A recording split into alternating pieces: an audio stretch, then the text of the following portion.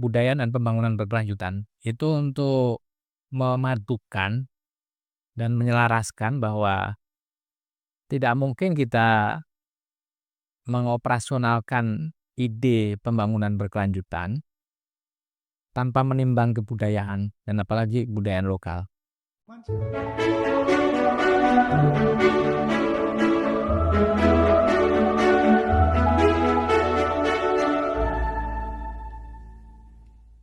Oke, tadi Kang Ami menjawab bahwa soal pembobotan sumber daya manusia kita untuk bisa ke arah ekonomi hijau dan aware terhadap lingkungan adalah salah satunya mendorong agar sumber daya manusia Indonesia itu memperoleh pendidikan setinggi-tingginya dan pemerintah memfasilitasi itu. Karena di situ ada konsekuensi bagaimana mempelajari etika-etika lingkungan sampai ke arah praktikal teknologi yang dapat mengelola sumber daya alam kita secara baik dan seimbang.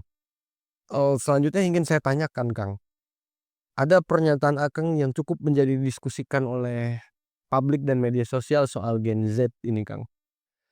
Di mana komentar Akang soal banyaknya Gen Z yang diberhentikan dari tempat kerjanya. Mana Akang menjawab bahwa karena kurangnya soft skill. Menariknya nih Kang, kalau menurut riset gitu ya, dalam Gen Z terkait memandang lingkungan, ada survei dari World Economic Forum tahun 2022, itu 70% peserta Gen Z itu memprioritaskan keberlanjutan lingkungan dan memperhatikan isu lingkungan. Terus juga misalkan di Amerika Serikat, PEW Research Center misalkan, dia mengatakan hasil risetnya itu tahun 2021 bahwa 32% Gen Z dan 28% generasi milenial di Amerika Serikat sangat peduli terhadap perubahan iklim dibandingkan dengan 23% generasi X yang peduli dan 21% baby boomer. Nah, Akang memandang ini bagaimana Kang? Apakah memang soft skill kurang tapi adabnya makin bagus atau seperti apa Kang? Karena kan banyak juga tuh di video-video TikTok tuh kan soal Gen Z di tempat kerja gitu kan. Dia zooman sambil nyalon gitu kan, jokes-jokesnya gitu kan sambil di salon gitu loh. Tapi kok fakta surveinya mereka ini aware terhadap lingkungan. Apakah memang secara sikap adab ini ada yang bagus dalam konteks ini, ada yang kurang dalam konteks ini, dalam memandang lingkungan dia oke, dalam hal lain mungkin kurang, ini seperti apa Kang? Karena yang kita rasakan juga Kang, saya sebagai generasi milenial gitu ya, dulu zaman saya tahun 90-an waktu saya kecil, saya masih ingat dalam kepala saya orang buang sampah sembarangan dari mobil lewat jendela itu hal biasa. Banyak ditemukan dan kita ngelihatnya biasa aja Kang. Tapi kalau sekarang itu jadi hal yang sangat tabu Kang. Tabu sekali lah kira-kira gitu Kang. Kita pun takut juga kan jadinya ujung kita nggak mau lah menghindari. Nah, ini apakah ada kaitannya efek daripada Gen Z hari ini yang aware terhadap lingkungan, Gen Z yang melek teknologi, yang banyak memviral-viralkan, orang jadi sikapnya terhadap lingkungan. Ini 2 pertanyaan ya Kang ya. Sikapnya terhadap lingkungan jadi sangat hati-hati gitu ya, khususnya dalam kehidupan sehari-hari. Nah, pandangan Akang gimana Kang? Itu Kang. Ya ini yang kita melihat Gen Z itu harus bersifat yang perspektif yang berimbang juga itu. Iya. Di satu sisi tentu kita senang ya, karena umumnya Gen Z ini kan pintar Betul. dan istilahnya itu kemandirian untuk menggali pengetahuan dan informasi secara individual itu bagus juga gitu. Iya. Itu kan artinya hal yang positif. Dan kalau tadi ditunjukkan bahwa melalui survei dunia mereka tampak peduli pada isu-isu lingkungan, itu artinya bahwa Gen Z itu punya pengetahuan Oke. dan juga bisa menghimpun informasi. Mmm. Itu satu hal yang sangat positif dan artinya mereka membaca, mereka punya rujukan bahwa krisis lingkungan itu nyata, faktual, dan terjadi di mana-mana gitu. Mmm. Ya bisa dibayangkan mengapa kan sebenarnya ini Iya. bukan isu baru. Kalau Betul. kita masih ingat ya dulu yang menjadi kemudian jadi isu dunia, memberi stimulasi yang sangat luar biasa mengapa kemudian isu lingkungan itu menjadi agenda global itu, kan ketika Albert Gore ya, Al Gore itu kalah pencalonan presiden dan kemudian membuat film itu. Mmm. Kan luar biasa itu film Iya. itu, menginspirasi betul dan menggambarkan bagaimana yang kemudian sekarang kita definisikan sebagai triple planetary crisis itu yang salah satunya itu adalah pemanasan global.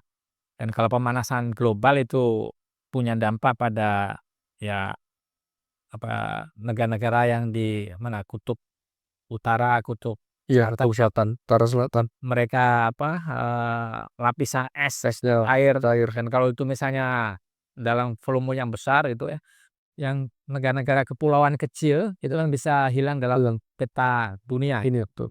Itu kan dampak Mmm. nyatanya dan itu divisualisasi dan apa, nyata sekali gitu.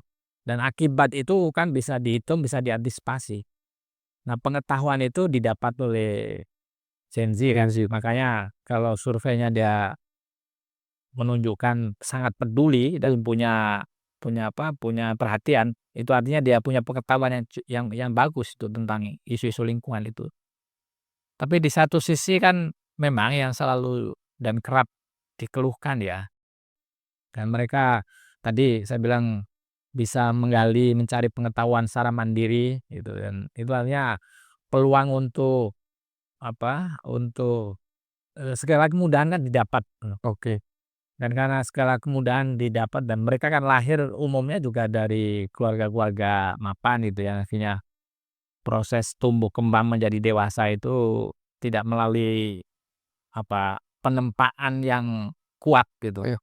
Yang beda dengan generasi baby boomers atau generasi yang lebih di atasnya gitu, yang menempuh apa, riwayat kehidupan itu melalui jalan yang terjal gitu. Yang karena itulah maka dari sisi ini, apa, secara sosial menjadi salah satu titik lemahnya gitu. Mereka kurang hirau ya atas bagaimana pentingnya apa, community bonding gitu, atau apa, kedekatan antar ya bahkan dengan di apa, di peer di sebaya mereka sendiri gitu. Dan juga karena relatif independen gitu ya. Jadi keterampilan dan kecakapan sosial untuk berkelompok, untuk bekerja dalam tim menjadi kurang gitu. Dan ada kecenderungan juga apa apa namanya, apa, ego perorangannya itu agak menonjol gitu. Dan itu yang menjadi tidak cocok Iya. kalau di apa, pekerjaan-pekerjaan yang membutuhkan teamwork, tim kerja yang melibatkan banyak orang gitu. Nah, kalau kita lihat juga dalam berbagai survei ya, studi juga studi dunia itu tingkat, kontribusi aspek social skills, soft skills itu mencapai amat sangat tinggi tuh, 85% atas keberhasilan di dunia kerja, di dunia profesionalisme itu. Sementara sisanya yang ya kalau dibuat kasarnya itu 15% ya tadi itu kecakapan teknikal tadi itu, Mmm. hard skills ya. Jadi bidang ilmu apa, terus keahlian apa yang dia dapat.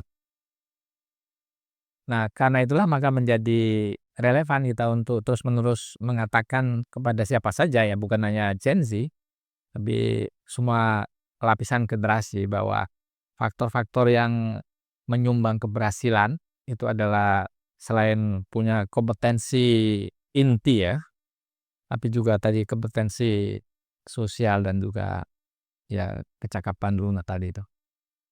Itu juga yang apa, yang menentukan kemampuan untuk ini adaptabilitas yang tinggi di dunia kerja gitu. Dan adaptabilitas yang tinggi ini jangan lupa bahwa sekarang yang kompetensi inti ya, kompetensi hard competencies tadi itu satu hal. Tapi yang di dunia kerja itu ada dua kompetensi yang mutlak dipunya. Pertama itu adalah, dan ini non ya di luar kompetensi intinya. Disebutnya itu transformative competencies. Dan yang kedua transferable skills.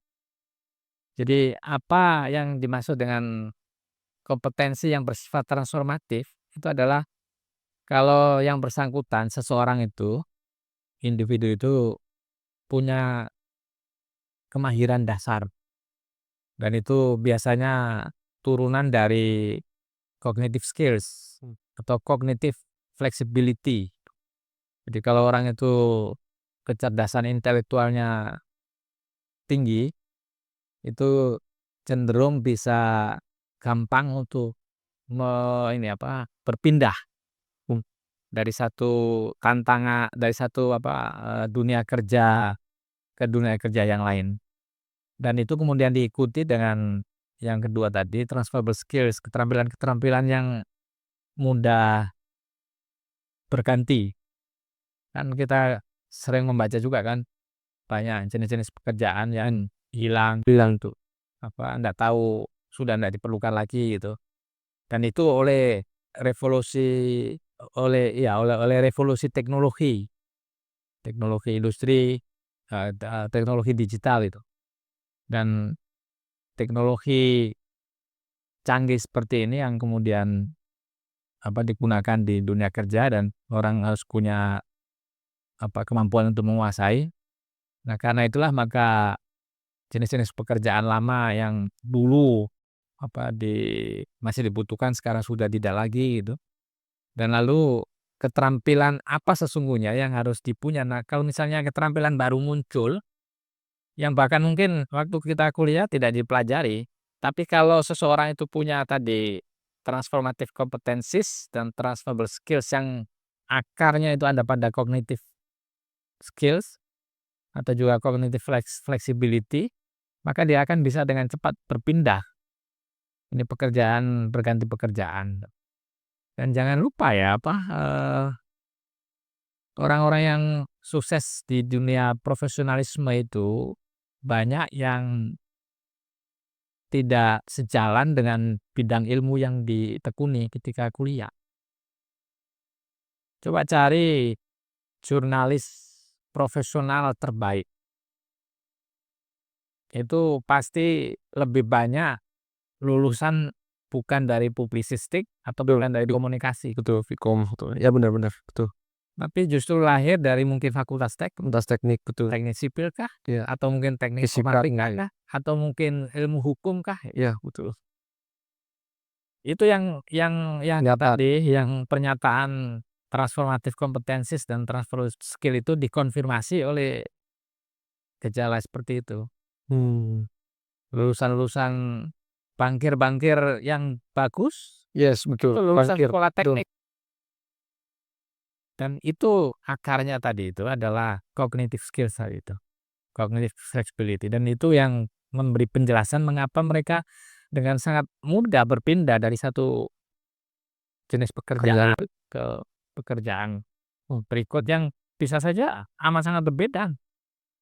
Jadi kalau dasarnya orang punya cognitive skills canggih, maka medan pekerjaan yang berbeda, bervariasi, itu dengan mudah dia melakukan penyesuaian yang tadi saya sebut adaptabilitas yang tinggi di dunia kerja itu. Dan itu soal soft skill saat Itu dia soft skill itu kalau menjadi berkaya dengan soft skills, maka itu menjadi makin sempurna ini. oke. Oke, oke. Nah, kita jadi dapat jawabannya ini kan. Jadi Gen Z itu perhatian terhadap lingkungan karena pengetahuan yang diperolehnya itu sangat cukup, jauh lebih dari cukup dari generasi yang lain. Di mana soal-soal lingkungan itu kan juga banyak menjadi perhatian dunia dan internasional, sehingga sudah pasti barang tentu dalam semua sumber dan informasi juga pasti banyak ditemukan soal bagaimana kondisi-kondisi lingkungan hari ini sehingga Gen Z sangat aware. Yang kedua soal soft skill itu berlaku untuk semua generasi Kang ya sebenarnya. Tadi hasil riset yang tadi soal 85% itu, eee, paling berpengaruh itu adalah soft skill soal, eee, kehidupan dan pekerjaan kira-kira begitu. Dan juga, sehingga banyak orang yang pada akhirnya secara cognitive skills-nya itu bisa, berpindah dari satu pekerjaan ke pekerjaan lain dan lain sebagainya. Kalau ada soft skill itu menjadi sempurna, menjadi sangat adaptif terhadap kondisi-kondisi yang ada.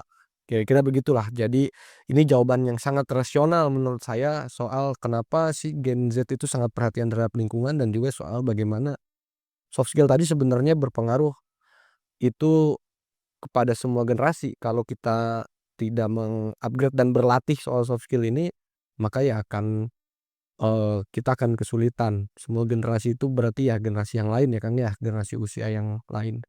Nah pertanyaan terakhir Kang, mungkin agak loncat dalam konteks kan Akang juga deputi manusia, masyarakat, dan kebudayaan Kang. Soal bagaimana akar-akar kebudayaan lokal kita Kang, yang itu juga sebenarnya selain tadi saya sempat mention soal agama kita mengajarkan. Nah sekarang saya mention soal kebudayaan kita sebenarnya mengajarkan Kang, kebudayaan lokal ya, eee, kebiasaan-kebiasaan kita untuk, eee, perhatian terhadap, lingkungan Kang. Misalkan soal subak di Bali misalkan, bagaimana cara-cara bertani, menjaga alam, eee, dan seterusnya begitu ya. Seperti misalkan ada filosofi Trihita Karana gitu kan dalam konsep subak yang ada di Bali. Nah ternyata di Bali juga, subak ini juga diajarkan dalam pendidikan dasar mereka, biasanya entahlah dalam muatan lokal, ekstrakurikuler, atau lokakarya budaya. Nah, Akang dari Kementerian Bappenas begitu ya atau Kementerian PPN atau Bappenas, memandang bagaimana sih sebenarnya kebudayaan lokal kita ini, yang sebenarnya nilai-nilainya sangat luhur dan sangat nyata, ajaran-ajaran ibu kita, orang tua kita, buyut kita terhadap lingkungan, yang kalau dulu dalam bentuk budaya itu sering kita tidak sadari karena itu sudah jadi habit di rumah, di lingkungan dan segala macam. Hari ini karena itu kayak kita pikir sudah mulai terkikis ya karena arus informasi, kemajuan teknologi, dan lain sebagainya, sehingga itu harus didorong, diajarkan dalam, eee, level pendidikan yang formal kira-kira gitu, Kang. Nah menurut Akang seperti apa PPN atau Bappenas memandang ini, Kang? Itu.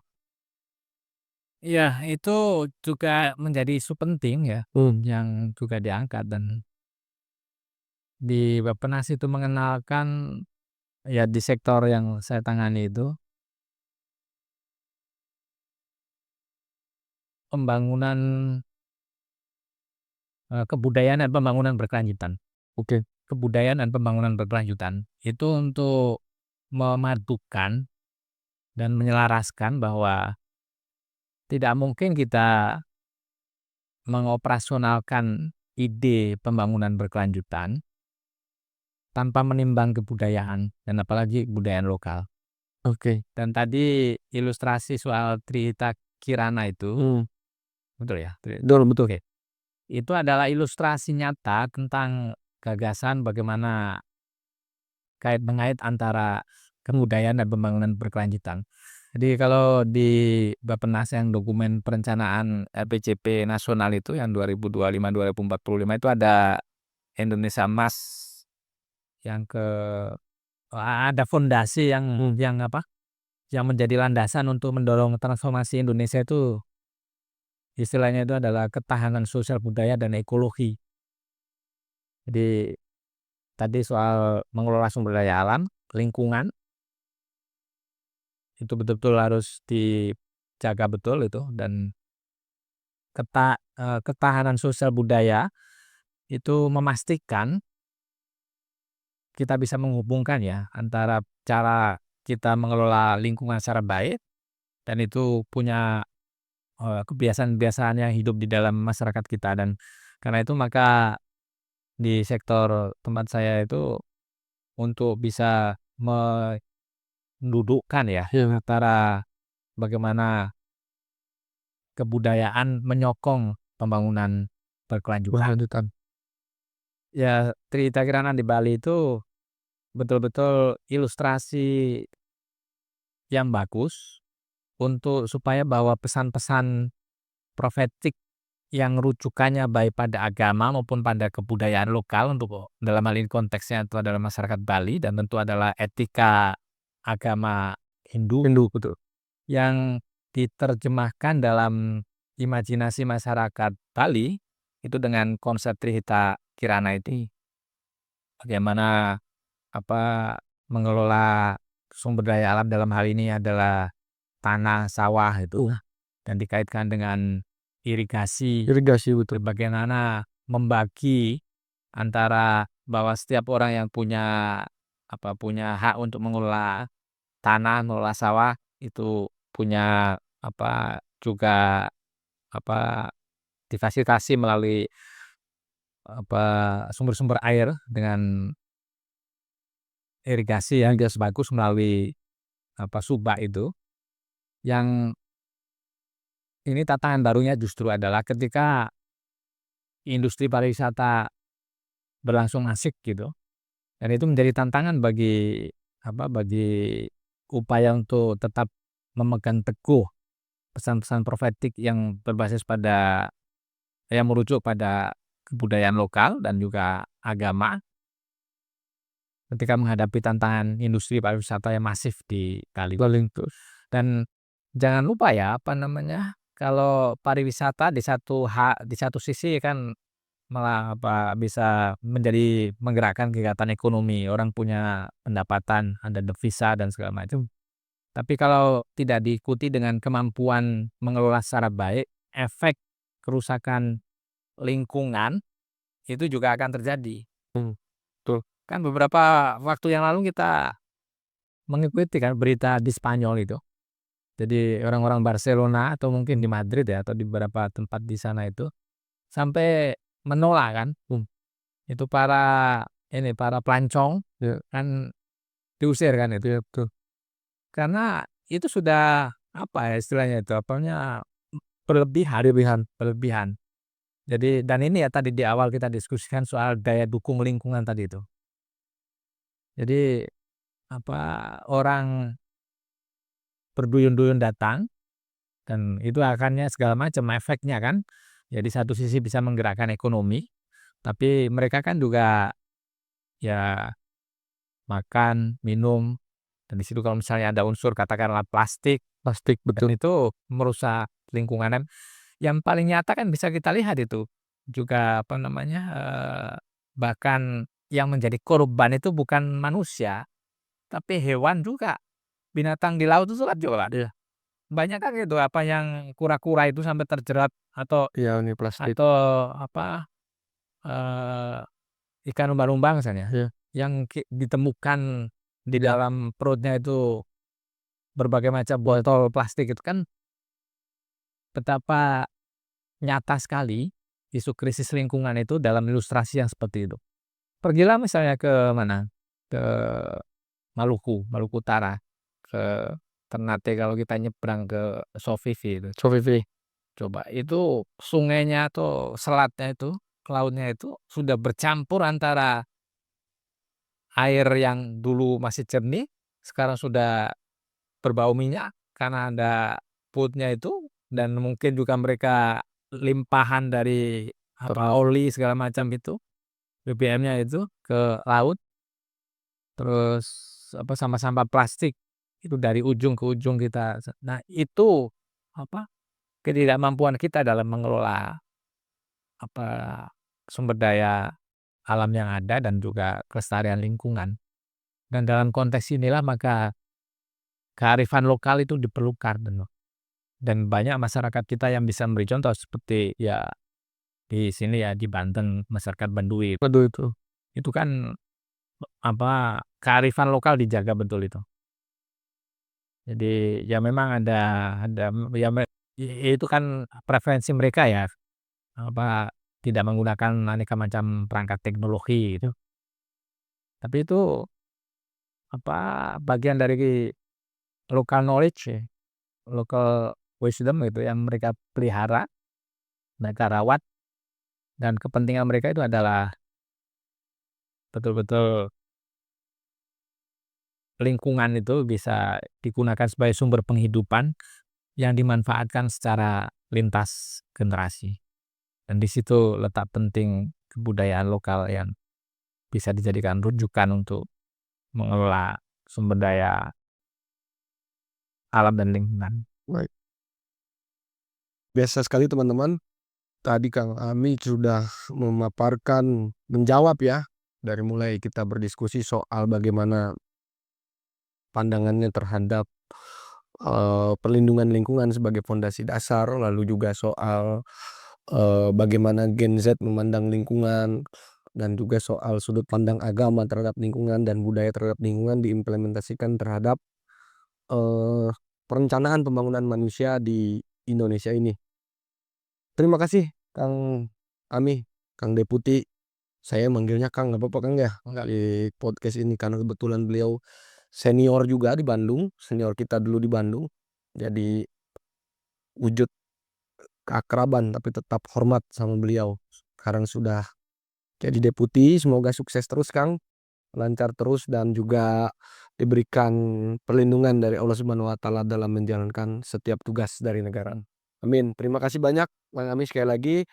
Teman-teman, demikian, podcast Simbiosis kali ini. Jangan lupa untuk, subscribe dan juga tonton terus podcast Simbiosis, di mana podcast yang konsisten mengangkat bagaimana soal lingkungan hidup, ekonomi hijau, industri hijau, energi hijau, dan lain sebagainya yang, memiliki dampak yang baik bagi masyarakat kita ke depan. Itu saja mungkin, terima kasih, makasih Kang, Ya sekali sama-sama. lagi. Ya sukses untuk tim Simbiosis. Amin, terima kasih Kang.